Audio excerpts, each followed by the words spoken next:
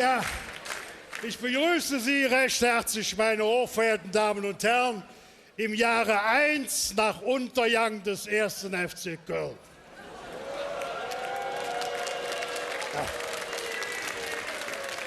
Ja, die Flutlichtmasten strahlen als Grabbeleuchtung in den Himmel der 2. Liga.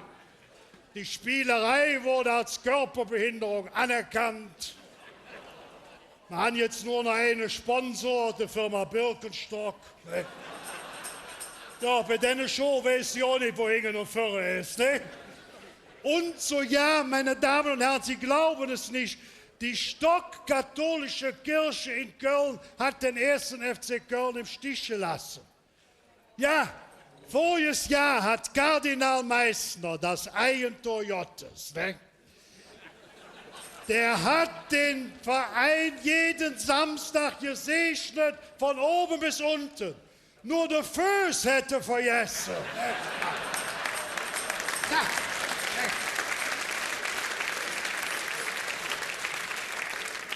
Aber wir Kölner sind ja nicht nur mit dem 1. FC Köln gestraft, sondern auch mit Kardinal Meissner, der Mähdrescher Gottes. Ne?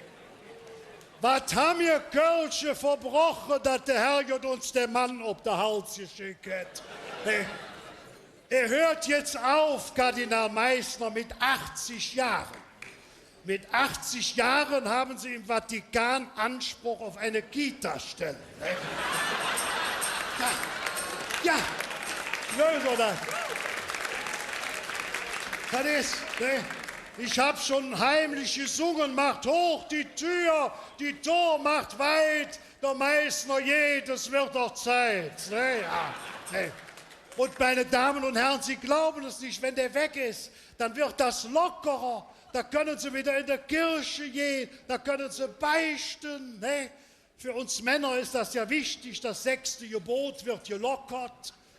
Ja, den Seitensprung brauchen Sie nur dann zu beichten, wenn Ihnen die Frau nicht gefallen hat. Ne? Ja. Oder Sie können auch, wenn Sie dann hier aus anderen Städten, können Sie am Wochenende nach Köln kommen als Gastsünder. Ne?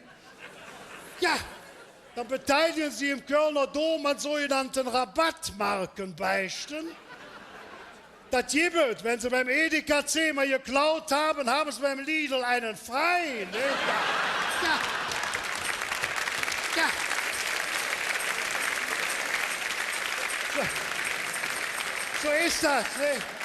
Aber wir Kölschen sind ja am absteigenden Ast, wir sind hoch verschuldet. Ne? Ja, was haben wir sonst noch? Wir haben ja nichts.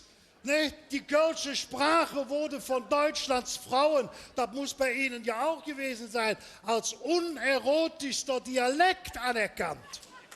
Das war früher anders, meine Damen und Herren.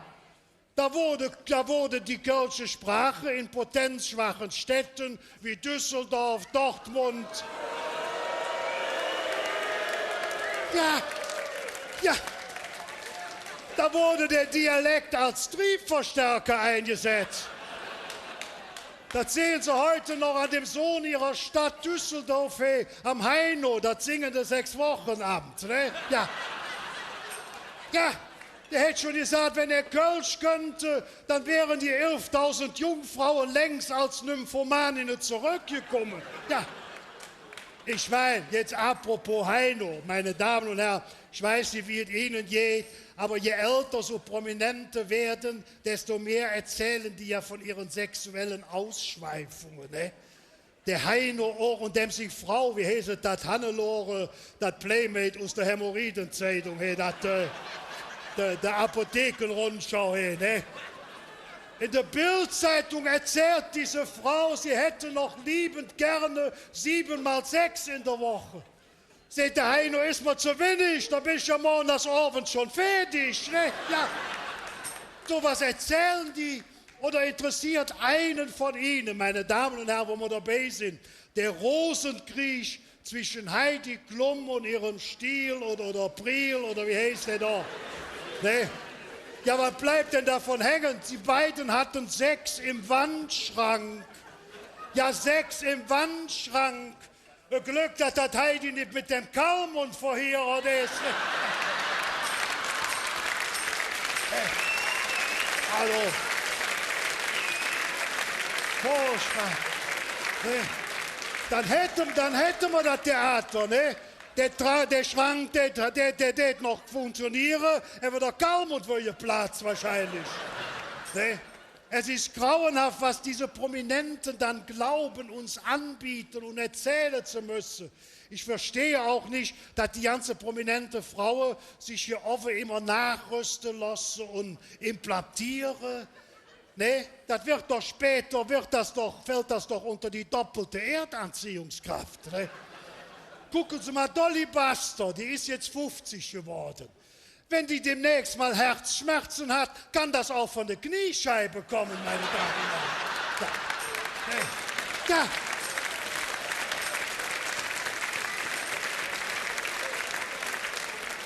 Und das war ja früher, ja, aber es ist ja kein Silikon, das war ja einfache Plastik. In der DDR hätten sie aus 3 Implantaten eine komplette Trabi gebaut. Ja. Ja. Sind aber alle immer dabei, da heißt es, wo haben wir denn die Vorbilder für die Jugend? Ja, die Prominenten können das nicht sein, ne? Politiker aber auch nicht. Gucken Sie sich die Politiker da an heute. Es ist doch grauenhaft, der einzige Politiker, der ein bisschen Charisma hat, das ist ja der aale Helmut Schmidt. Ne? Ja, hat ja einen ganz normalen Tagesablauf. Der wird um 6 Uhr geweckt von seinem Rauchmelder. Ne? Ja,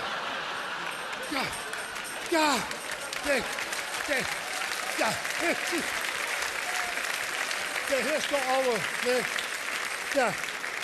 Ja, der qualmt ja nachts durch, ne? Die Rauchwolken des Helmut Schmidt gelten bei den Indianern als erste Fremdsprache, meine Damen und Herren. Ja, dann ist er noch tätig im Haushalt. Ne? Vorige Woche hat er seine Einfahrt renoviert mit Teer aus eigenem Auswurf. Ne? Ja, der wird mit der Qualmerei, wird der 150 Jahre alt. Obwohl der Loki schon 100-mal gerufen hat, Helmut, komm endlich nach oben, der Herrgott raucht Marlboro, ne? Ja. So ist das.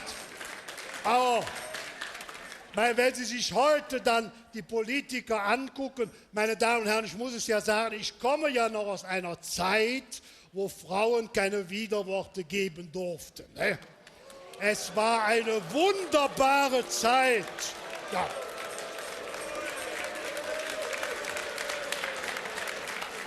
Ich sage Ihnen das deswegen, wenn Sie morgens mal die Politikerinnen betrachten, da kriege ich ja so einen Hals. Wie heißt die, wenn ich den Fernseher anmache, kommt Andrea Nahles. Der Schlüssel zum Giftschrank der SPD. Ne? Hey, Andrea Nahles. Hör doch mal auf. Ja. Und die sind uns doch nur am Belügen. Hört mal, wir sind ja viel zu verträglich, wir Bürger. Können Sie erinnern, jetzt hier der Spitzenmann der Grüne, der Jürgen Trittin. Vor Jahren ist er uns auf den Nerven gegangen mit seinem Dosenpfand Hinge, Dosenpfand Föhre. Jetzt kam ja damals Alice Schwarzer und hat erklärt, der Ausdruck Dosenpfand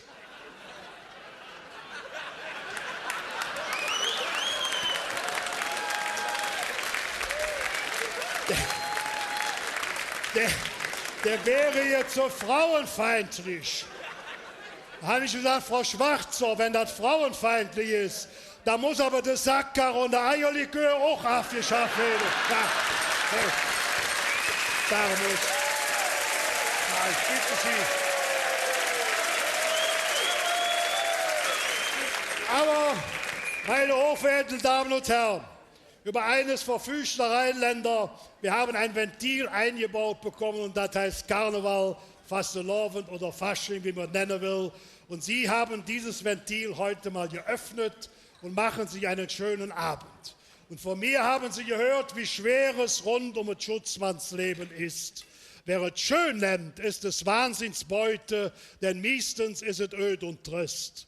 Doch lasse ich mir nichts vermiesen. Ich lebe bis zum Schluss nach kölschem Lebenssinn.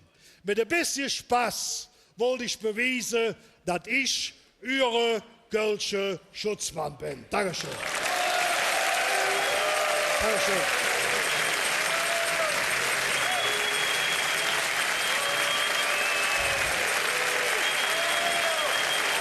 Dankeschön.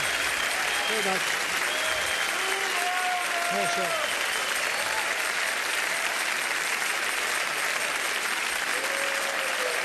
Danke.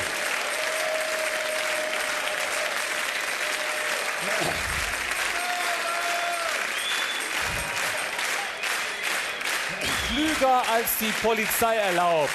Der Kölsche Schutzmann, Jupp Mensch. Danke.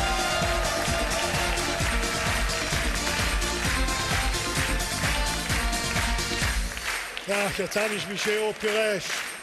Ja, ich habe mich jetzt genug hier aufgeregt. Ich meine, ich kann Ihnen sagen, so eine Sendung ist ja schön, aber man regt sich auch über Kollegen auf. Ne? Heute Abend habe ich mich aufgeregt über einen namens Knallkopf. Der Name Knallkopf alleine. Ne?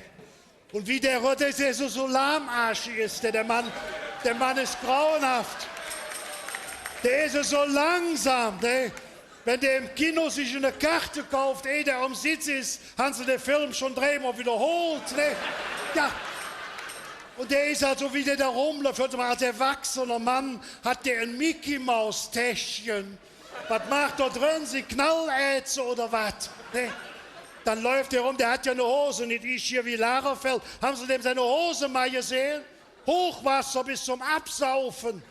Hey, versteht er überhaupt nicht? Sag, was machst du dann? Ach, der Dieter, ja, was machst du denn hier? Warum stehst du dann hier so rum? Ich hab keinen Stuhl. Was hast du nicht? Kein Stuhl. Ja, wenn du keinen Stuhl hast, musst du mal zum Arzt gehen. Gute Idee. Gute Idee. Hast du sonst noch was?